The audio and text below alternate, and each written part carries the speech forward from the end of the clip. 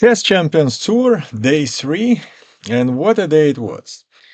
First, let's see what's ahead.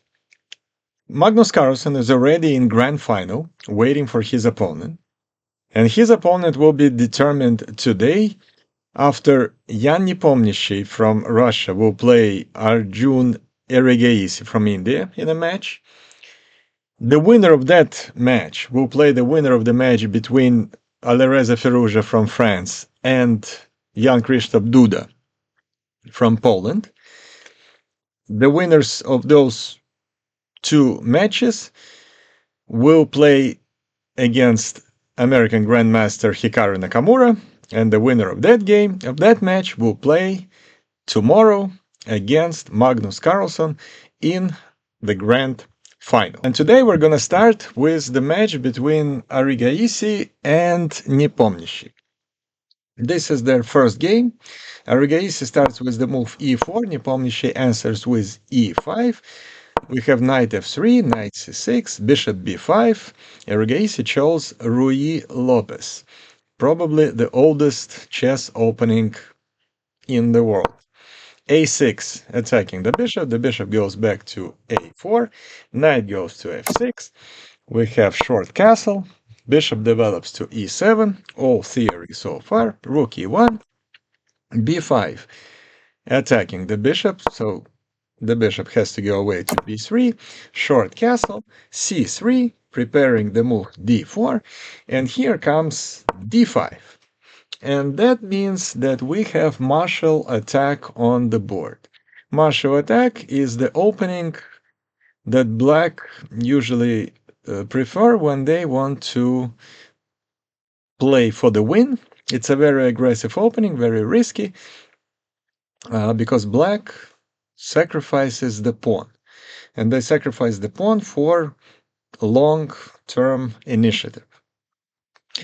White takes the pawn on d5, knight takes on d5, and the pawn that's sacrificed is on the square e5. Knight takes e5, knight takes e5, rook takes e5, white has an extra pawn.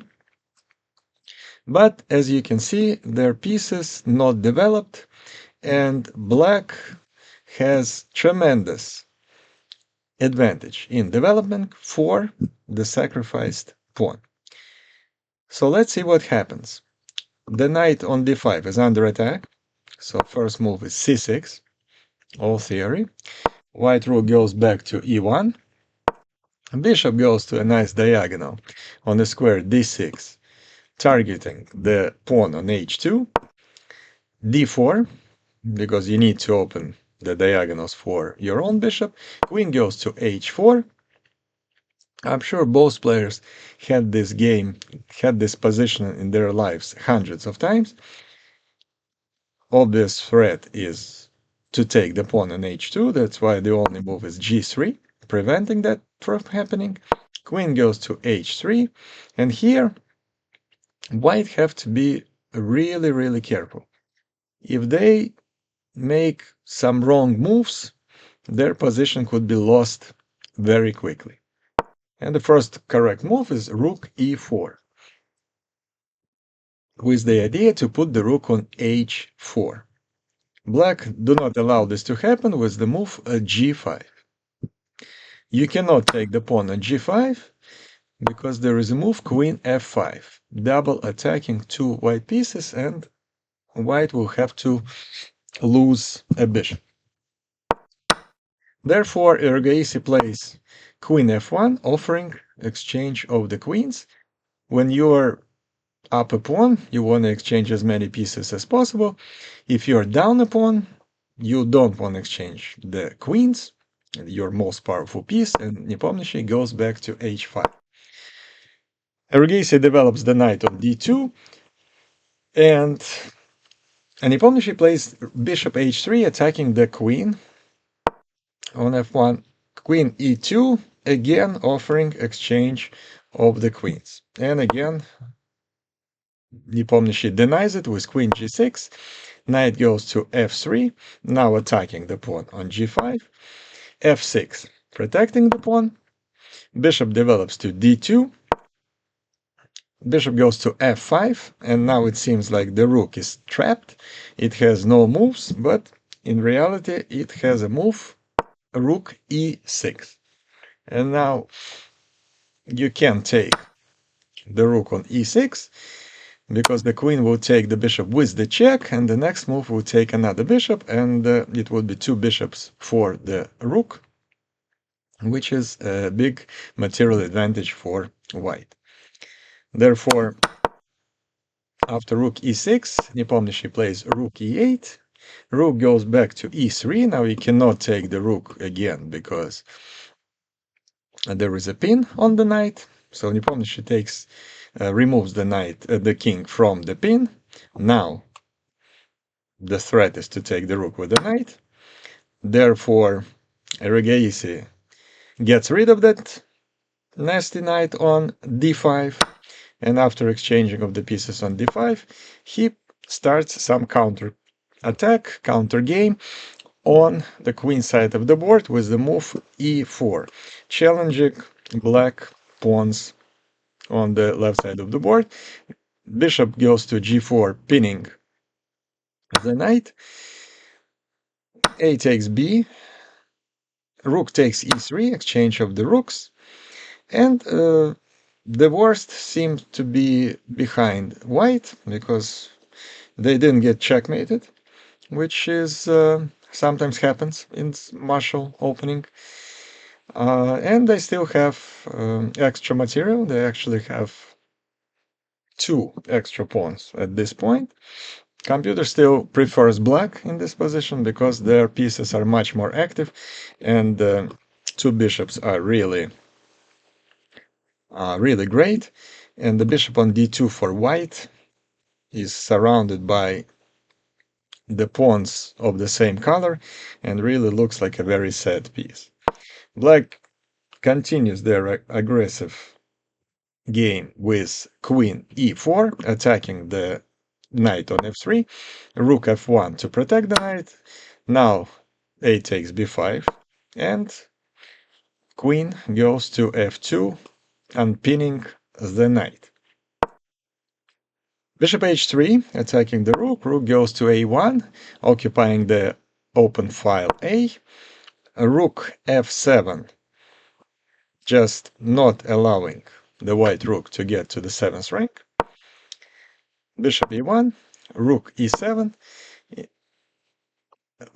rook a6 attacking the bishop, rook e6 protecting the bishop.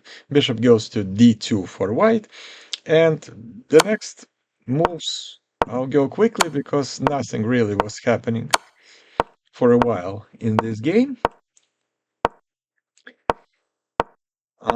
And we have to make sure that we understand the time situation here. Erigaisi only have 3 minutes left. Nepomniachtchi 4.5. That's the usual situation in any blitz games with Nepomniachtchi. He is probably the quickest player in the top 10-20 grandmasters. He always plays quick and almost always have more time on the clock. So there are a lot of moves here that just shows me that Erigaisi doesn't really have much of a plan. He's just defending his position, and Nepomniachtchi is trying to come up with ideas how to break through here. Erigaisi attacks the queen goes back to c4, another offer to exchange the queens, queen f1, another denial, bishop e2, the queen goes away to g2, bishop g4, another offer to exchange the queens. The queen goes back to c7 with some possible ideas in the future to take the pawn, to sacrifice the bishop and take the pawn on g3. And actually looking ahead, that would happen in this game, but not right now. Queen takes b5. White has 6 pawns, black has 4, and 2 pawns is a big advantage, but again, the bishops are great. This bishop is not. So the computer engines show that this position is considered even, but obviously try to play it for white, it's much easier to play this for black actually, because their pieces are so much active. Bishop f5, queen goes to d2. The best continuation for white here was just to take the pawn on d5 and have 3 extra pawns. Not sure what Erigaisi didn't like in taking the pawn. He obviously saw it. Not sure what he miscalculated, but that was the best continuation. Instead, he played queen d2. Nepomniachtchi puts his bishop in a great square on e4. White goes queen f2, h5, and black starts attacking the white king position with the pawns on the king side. And here, Erigaisi makes a crucial mistake. He plays knight g2. And the winning continuation for black was simply to play h4. Simply to play h4. You cannot really take on h4 because bishop takes h2 check, and black would dismantle white's defense. And white didn't really have much of a play here because the pawn on g3 is under attack by 3 black pieces.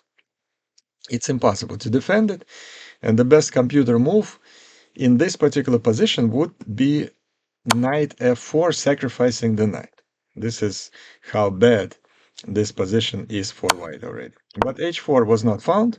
Instead, queen c4, and now Erigaisi immediately blocks Nepomniachtchi ideas of the move h4 by playing h4 himself.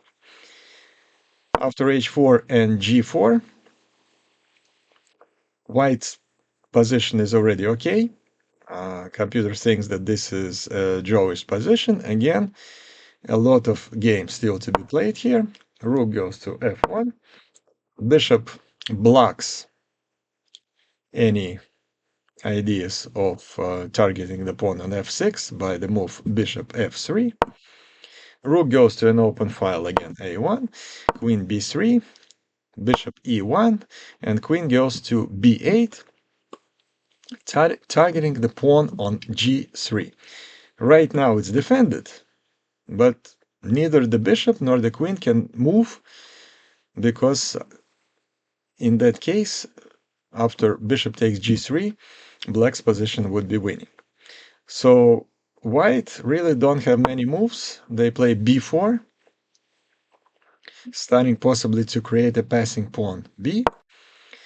Queen b5 blocking that pawn. Queen f1, another exchange offer of the queens, another denial, another exchange offer, queen a6, another denial, queen c7, and knight goes to f4, which seems like a logical move.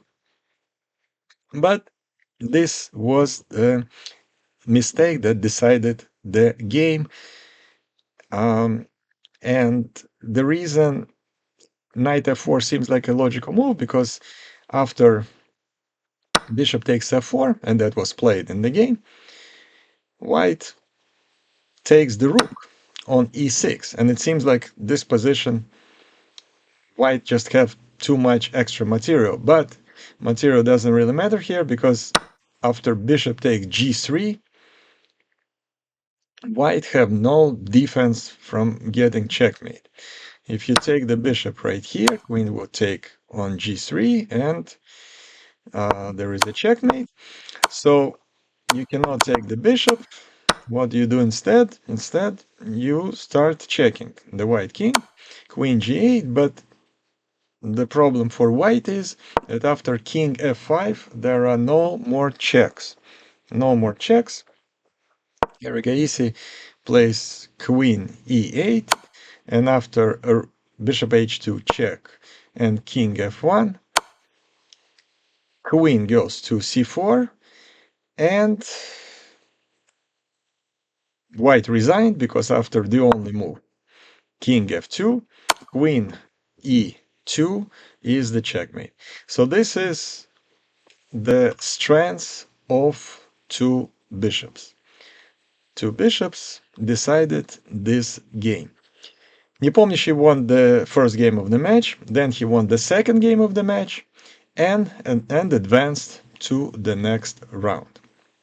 His opponent was determined in the game, in the match between Polish Grandmaster Jan Krzysztof Duda and Alireza Firouzja, Iranian Grandmaster representing France. This was the second game of the match. In the first game, Krzysztof Duda won by flagging Firouzja in an absolutely draw position. But again, 10 minutes each, no increments, so those things will happen. And in the second game, Alireza Firouzja had to win with black pieces, which is of course not easy to do. Krzysztof Duda plays d4, and Alireza Firouzja goes f5, and we have Dutch defense. The opening that's not often used by grandmasters, objectively not the best opening for black, but when you have to win, you have to play aggressive openings, and f5 Dutch defense is exactly that. It's an opening that creates chances for both sides, and this is what Alireza Firouzja wanted. Duda goes knight f3, developing knight f6, bishop develops to f4, g6, the bishop will go to g7, e3, opening the diagonal for the light square bishop, bishop g7, h3, prophylactical move for the future, castle, bishop develops to e2, e6, c4, gaining control of the center of the board, d6. Black's position looks passive, but again, they're preparing in the future to play e5. And as soon as they play e5, they will have their chances. Knight develops to c3, queen e7, short castle, knight developing to c6, and again, everything in black's plan is to prepare the move e5, to break in the center. To anticipating that move e5, bishop removes back to h2. First, black plays h6, rook goes to an open file rook c1, king h7, a3, all positional theoretical moves, a5, starting some activity on the queen side of the board for Alireza, but allowing the white knight to get to a nice square on b5. And here comes e5. This is basically the idea of the opening, to break through in the middle for black. c5, rook goes to d8, queen goes to c2, starting to x-ray and target the pawn on c7, a4, getting some space on the queen side of the board, rook goes to d1.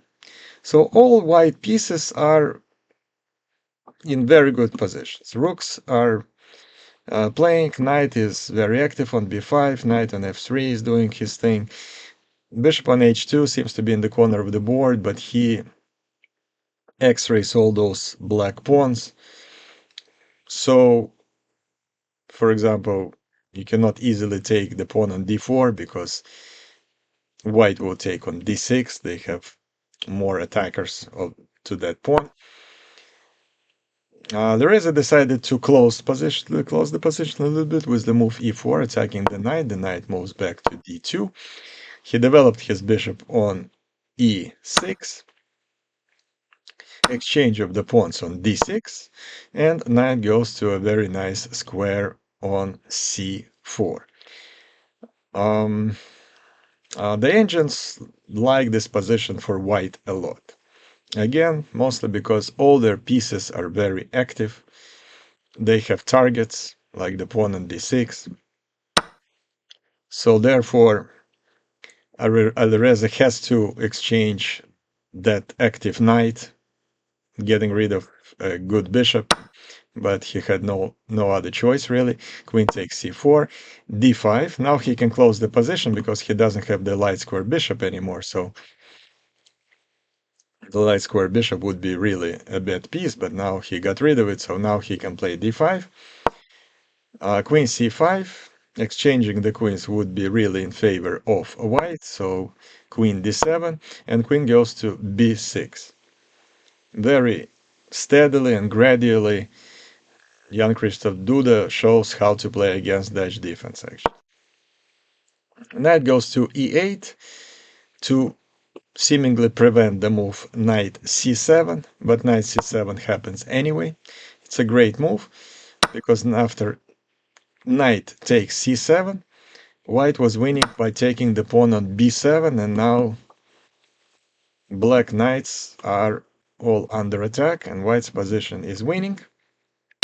Duda didn't see that move and took the knight instead on c7. Queen takes c7, exchange of the queens. Rook d7 attacking the bishop. Bishop goes back to a safe square on h2. Rook a5 is the move that is too deep for me to explain. But obviously, the grandmaster knows what he is doing. Rook a5 is played. G4, starting undermining white pawns on the king side of the board. Bishop goes to f8. Rook to c3, possibly to double up the rooks on the c file. King g7, and rook b1, actually. Rook b1, preparing the move b4. Alireza plays bishop d6. He decides to exchange the bishops. The exchange happens, and b4, attacking the rook. En passant takes Alireza. Rook takes b3, attacking the pawn on b7, and rooks go back to a kind of awkward square on a7, protecting the pawn on b7. Rook b6, pinning the knight. Rook goes to f6, unpinning the knight. Now the knight can move because the rook is protected. But still bishop b5, putting more pressure on the knight. That has to go away to e7, exchange of the rooks, and a4. And in this position, black is already fine because it's equal material, and although white pieces are more active, there is no weaknesses in black position except for the black rook being very passive, but in this particular case it's very difficult to use it to white's advantage. The problem for Alireza is that he has to win this game to advance to the next round. The draw is not in his favor. On top of that, he only has 3 minutes. He only has 3 minutes on his clock. Duda has 4.5, and that's a big factor in this position also. h5, exchange of the pawns. f4, Duda is closing the position. Again, he is fine with the draw. Firouzja takes the pawn en passant, but after king f2, white will take this pawn back. b6, king takes the pawn on f3, and king goes to g5, possibly trying to get to square h4 to attack the pawn on h3. Rook goes back to c1, knight g6, rook c6 attacking the pawn on b6. And here is a very instructive, actually, move or anti-move, rook b7. Normally, in endgames, you want to activate your pieces. You just want to be active. Passively protecting your pawn is almost never a good thing. So the best continuation for Firouzja was to play something like knight h4 check, king f2, and then the move either f4 or rook f7 and f4. So trying to make some active moves. Instead, he played really passively. He played rook b7, and after rook d6, it turns out that it's very difficult, almost impossible, to protect the pawn on d5. Now he activates his rook on c7, but rook takes d5. He activates his knight with a check on h4, king goes to f2, rook goes to c2, and black has some counter game at least. Bishop blocks the king with the move bishop e2. Rook goes to a2, attacking the pawn on a4. White decided to exchange b pawn for a pawn. Knight g6, rook takes b6, rook takes a4. And now we have an endgame, 3 pawns against 2. And this is normally a draw, but Krzysztof Duda plays it really nicely. He goes rook b2, rook b5, and I'm gonna go quickly for the next number of moves, because until this point it's still a draw. And in this position, for whatever reason, Alireza blundered the pawn on h5. And after bishop takes h5, this position is already totally winning for Duda. The rest of the game was not very interesting. It was, again, a lot of moves, but for a grandmaster to win this position is very easy. 2 extra pawns, and in this position, Firouzja resigned. Krzysztof Duda won the match 2-0 and advanced to play against Nepomniatschi. And let's take a look at their second game. The first game ended in a draw, and this was the second game. Duda playing white, Nepomniachtchi playing black. Duda starts with d4, knight f6, c4, e6, knight f3, d5. We have queen's gambit declined, but after g3 we are getting into Catalan type of positions, with the white bishop developing on the square g2. Check from b4, blocking the bishop with d2, and a5, protecting the bishop in such a way that if white takes the bishop on b4, pawn takes b4, black has an open file A. Therefore, it's not advantageous for white to take that bishop. They just play queen c1, castle, bishop goes to the square it should go, g2, bishop returns to e7, castle, c6. Typical semi-Slav structure of the pawns. Looks passive, but eventually black want to break the pawn structure with the move c5. And again, the bishop on c8 looks really sad, surrounding by its own pawns, but eventually it will get into the action. Bishop develops to g5, knight d7, supporting the knight on f6. Knight goes to d2, h6 attacking the bishop. Bishop takes the knight on f6, and knight takes f6, and queen c2. Again, Duda decided that it's in his best interest to exchange this bishop for the knight and give Nepomniachtchi a 2-bishop advantage, but again, this bishop is so bad right now on c8 that it's not much of an advantage. Plus, white has a very nice square e5 for its knight. a4, with the idea to play a3. You don't want to allow this, so a3, Duda plays himself.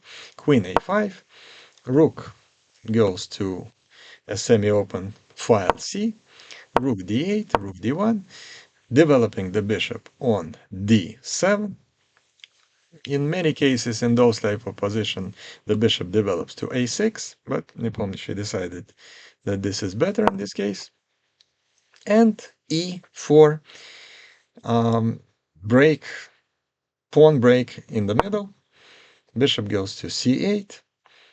It's not good to take the pawn on e4, because after all the exchanges, the queen will get to a square e4, unchallenged, and will occupy a very, very nice square there. Therefore, bishop e8, h4, some activity on the king side of the board. Now, oh, you can already take it because it opens up the rook. Knight takes e4, exchange of the knights, and the queen gets to a very nice square on e4. But again, the rook from d8 is targeting some pieces in white's position, especially after the move bishop f6. Turns out that the white will have to be preoccupied with protecting the pawn on d4. It's currently protected by 3 pieces, but again, the pawn on d4 becomes kind of a weakness because it cannot be protected by any other white pawns. c5, normally a bad move, but in this position it's okay because the square on d5 belongs to the knight, but black does not have a knight anymore. So c5 is fine, getting some space advantage, and immediately getting challenged by the move b6. Queen goes to e2, rook b8, rook d2, preemptively protecting the pawn on b2, exchange of the pawns, rook takes c5 attacking the queen, exchange of the queens, the rooks on the square b5, sorry for that. Bishop goes to f1, exchange of the queens, and what do we have? We have a position where, again, the pawn on d4 is the biggest weakness for white. Also, black have 2 bishops, and that gives them a big advantage. Also, the pawn on a4 is a good pawn because it takes care of both pawns b2 and a3. So therefore, positionally, this is good for black. And they immediately play c5. First of all, opening the bishop. Second of all, using the pin for the rook. And after d takes c5, rook takes d2, knight takes d2, bishop takes b2. And if black takes also captures the pawn on a3, pawn on a4 becomes the decisive factor of the game.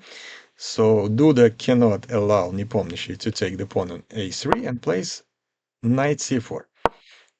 Bishop d4, attacking the pawn on c5. As you can see, black bishops are just slicing white position here. And another important factor, 5 minutes remaining for Duda, 7 minutes remaining for Nepomniachtchi. As I mentioned before, Nepomniachtchi is a very fast player. He always plays fast. Not always it's to his advantage because sometimes he makes mistakes because he's rushing things, but in most cases that's a very good quality for a player when he is able to play that fast. Knight d6 attacking the bishop, bishop goes to c6, a great diagonal. Duda cannot really stand those 2 bishops anymore and offers an exchange. Jan agrees to that exchange simply because he wins the pawn on c5 and now have an endgame with an extra pawn. Extra pawn. On top of that, the pawn on a3 is on a black square, which means that it can always be attacked by the black square bishop, and the white knight has to always protect it. King f1, f5, f4, and the kings are getting it into the action. e5 is a good instructional move because it's not as really a sacrifice of the pawn. So after f takes e5 and king e6, black take the pawn back right away. Knight goes to c3. Duda realizes that just standing with the knight on b5 is not gonna achieve anything, so he decides to exchange a pawns, which seems like a good idea. First, knight e5, knight takes e5, king takes a5, I'm sorry, knight takes f4, and bishop goes to d4. So Nepomniachtchi doesn't even take the pawn on a3, which is another instructive idea, because what this move achieves, it absolutely gets the white knight out of the game. the knight has no moves. So bishop d4 is very important move to remember in this type of positions. King d3, and bishop goes to f2. Basically, white had no other moves, and now allows the bishop to take care of the pawns again that they were standing, that they were situated on the black squares. Just a target for the black square bishop. Knight c3, bishop takes g3, h5, protecting at least one of those pawns, but the king is gonna get it. King f6, attacking the bishop at g3, the bishop goes away. a4, the last hope, the passing pawn a, king g5, knight d4, the pawn on h5 cannot be protected, so bishop goes to b6 first. Could he take the pawn on h5 right away? And the answer is no, because after knight takes f5, this particular position is already a draw. So therefore, correct move, bishop b6, knight e6 check. Now he takes the pawn on h5 and a5. And here is a very important point. You cannot take the pawn on a5 with the bishop. You would think, why not? Bishop takes a5 and 3 extra pawns. Easily winning. But no. And the reason you cannot do this is because the promotion square of the pawn h is white and the bishop is a black squared bishop. And therefore, after knight takes g7, check, kings go away, knight can just take the pawn on f5, sacrificing the knight. And then the king will just get to a square h1, and it's a draw. So therefore, a5 was a tricky move, but Nepomniatschi is one of the best grandmasters in the world. He doesn't fall for those tricks. He just moves away bishop a7, and the game is basically over at this point, because now you already cannot take the pawn on f5 because you're not going to be on time to get to a square h1. So knight takes f5, king takes f5, for example, king e2, king f4, king f1, and king g3. And white king is not on time to get to a square h1. And the pawn h will queen. So let's go back. a5, bishop a7, knight take g7 check, king g4, knight, king e2, and white cannot contain two passing pawns in this position. Duda resigned, Nepomniachtchi won the match and advanced to the next round to play against Hikaru Nakamura, who was waiting for the winner of that match. And the winner of Nepomniachtchi Nakamura match will play tomorrow in the grand final against Magnus Carlsen. Let's take a look at this game. Nepomniachtchi plays e4, e5, knight f3, knight c6, bishop c4, knight f6. We have two knights defense on the board. d3, that's a slow way to positional way to play this position for white. h6, not allowing white pieces to get to a square g5, and also preparing a loft for the black king after the castle. c4, typical idea to play c4 and then d4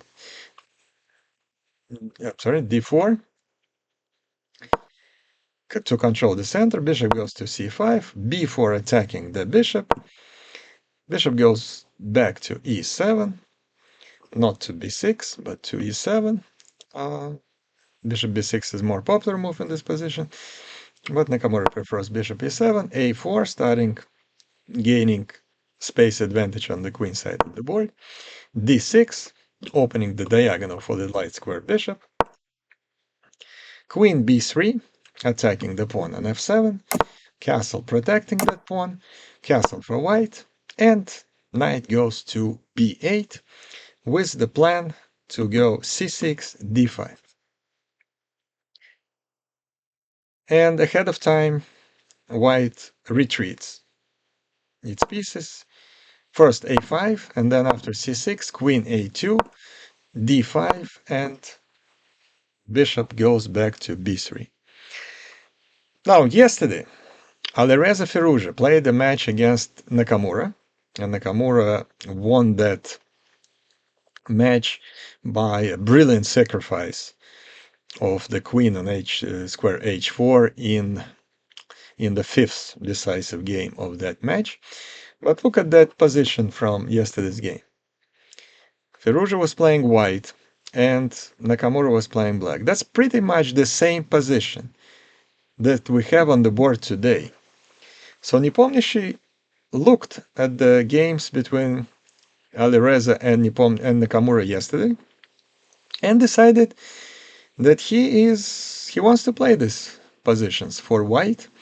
He thought that he found some improvements in those positions for white, but I guess he didn't expect Nakamura knowing those positions so well that he had a response for everything Nepomniachtchi threw his way. Returning to the game, Nakamura plays queen c7, rook e1, rook e8, knight develops to the square d2, bishop develops to e6, Nepomniachtchi plays bishop b2, knight develops to d7, all logical moves. Nepomniachtchi transferring his knight to either e3 or g3, bishop goes back to f8, knight goes back to d2, a lot of maneuvering is going on the board. Rook d8, I'm sure that position was still on both players' board before preparing to this game. This is move 18, nothing new for the grandmasters to have their variations known by heart till 20th, 25th, sometimes 30th moves of the game. Knight goes to e3, putting pressure on the pawn on d5, also in some variations. Trying to get to a square f5, b5, blocking position on the queen side of the board, and after en passant take, a takes b, actually allowing white to have control of the a file, but not for rook goes to d1, and rook a8, queen has to move back to b1 and b5, again blocking the position on the queen side of the board. h3, prophylactical move, just for the future. Rook goes to d8, so both sides are trying to consolidate all their pieces in the middle of the board, where the game should be decided. Queen a2, knight goes to b6, knight f1, rook a8, again attacking the queen goes back to b1, rook goes back to d8.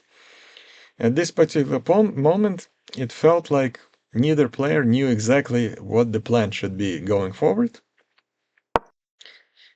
And again, repetition of the moves.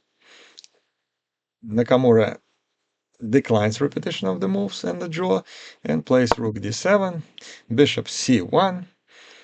Some of those moves are very difficult to understand, but what is easier to understand from the computer point of view, from the engine point of view, that this position is clearly better for black. Their pieces are much more active. They have control of the center with their pawns on d5 and e5, especially after the move d4. Bishop takes e6, rook takes e6, and we can see that black just have a territorial advantage, and also white's pawns are loose. Now, if you take the pawn on d4, the bishop can take the pawn on b4, so black's position is also easier to play. Queen b3, trying to protect both pawns. Take on c3, queen takes c3, and queen d6. And we already see the problems start for white. After queen d6, the pawn on b4 is under attack, the pawn on d3 is under attack. How to protect both? Pretty much impossible. Knight goes to f3, counter-attacking the pawn on e5. Queen takes b4, queen goes back to a1. Exchanging the queens was not a good idea for white in this position. Queen goes back to e7, protecting the pawn on e5. Black position continues to be better. They also have an extra pawn. They have a passing pawn b, and white really have no plan in this position. They continue to pressure the pawn on e5, counter-attacking the queen for Nakamura, rook a7. Queen goes to b1, and knight goes to an active square a4, attacking the bishop on b2. Pretty much the only good piece in white's position.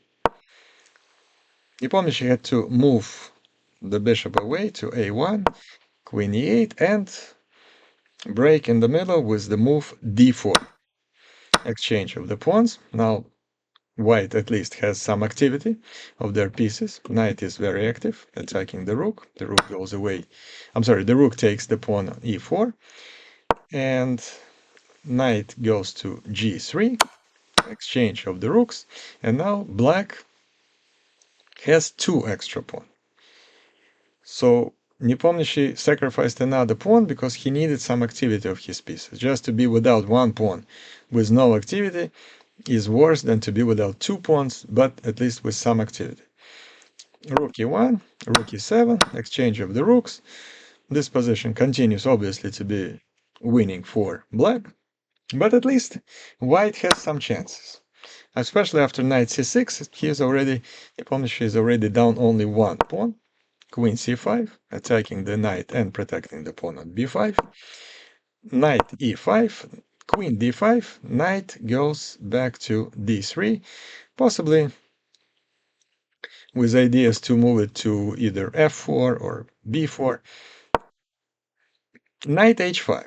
This was a mistake by Nakamura, not crucial mistake, but just not the best way to continue with this position. The best way was actually to move the knight to another direction, with starting with the move knight d7. And after knight h5, an exchange of the knights, and knight e5, white's position is already fine. They're still without a pawn, but again, activity matters a lot in chess. And now their bishop is very good on this diagonal. Knight is very active. King is protected. Pawn on b5 could be dangerous, but could be a weakness also. Black goes queen e2, activating the queen.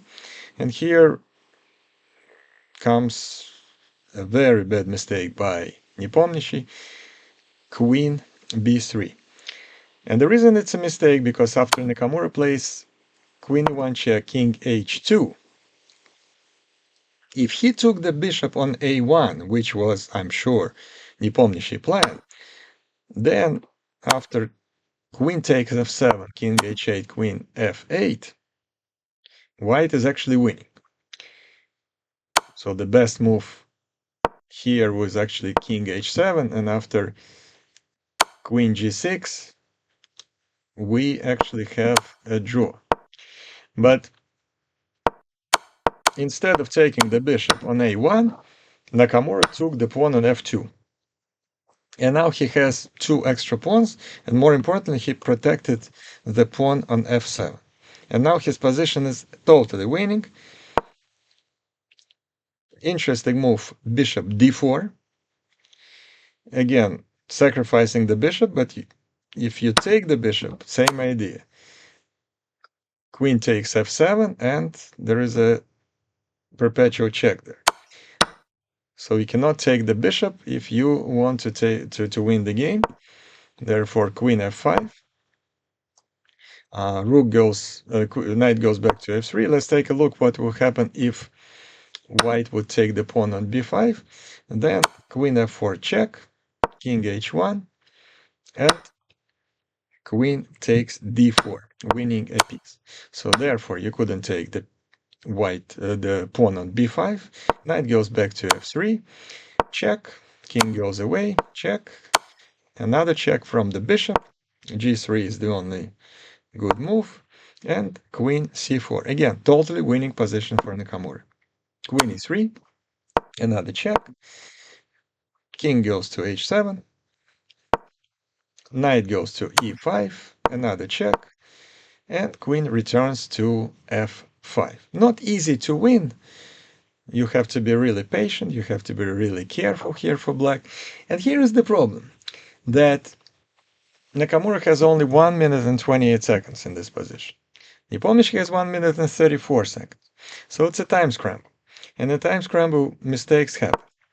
g4 attacking the queen, another check, king f3, f6 attacking the knight. Knight goes back to d3, and queen c4. And this position is already closer to a draw. Queen e4 check, king g8, king e3. Another mistake, the best continuation for black was knight c5. Knight c5 was pretty much winning the game. Nakamura didn't find it and played a more passive move, bishop f8. Queen e8, pinning that bishop. Knight goes to c3, exchange of the pieces, and now finally white can take the pawn on b5, and all of a sudden, after those exchanges, it's bishop against knight, it's 3 pawns against 2, and it's on a grandmaster level, that's actually a draw. The game continued.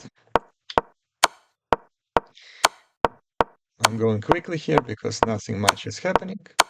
It's a drawish position, not much progress black can make. So after all this many moves, go quick. In this position, there is a perpetual check, and the players agreed to a draw. They agreed to a draw, and the decisive game 3, Nakamura was playing black, Nepomniatschi was playing white, and in this game, Nakamura playing black, the draw was in his favor. He started the game with only 6 minutes 40 seconds. That's how much he bid on the clock to get black pieces. Nepomniachtchi got white pieces and got 10 minutes.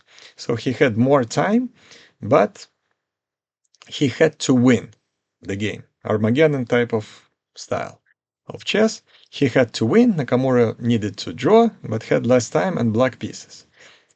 It was a very long positional game. I'm not going to show you the whole game, just the end of this game. In this position, Nakamura found a very nice way to draw this. So there is a check. Nepomniachtchi moves the king away, and Nakamura sacrifices the rook on h6, taking the pawn. And after bishop takes h6, it's an easy tactics, of course. Knight h3 check, attacking the king and the rook, and this is a draw. So Nakamura drew the game he had to draw. Won the match against Nepomniachtchi despite all 3 games ending in a draw. And tomorrow we have a grand final between Nakamura and Magnus Carlsen. Must see TV, and I'll see you tomorrow. Thank you for watching.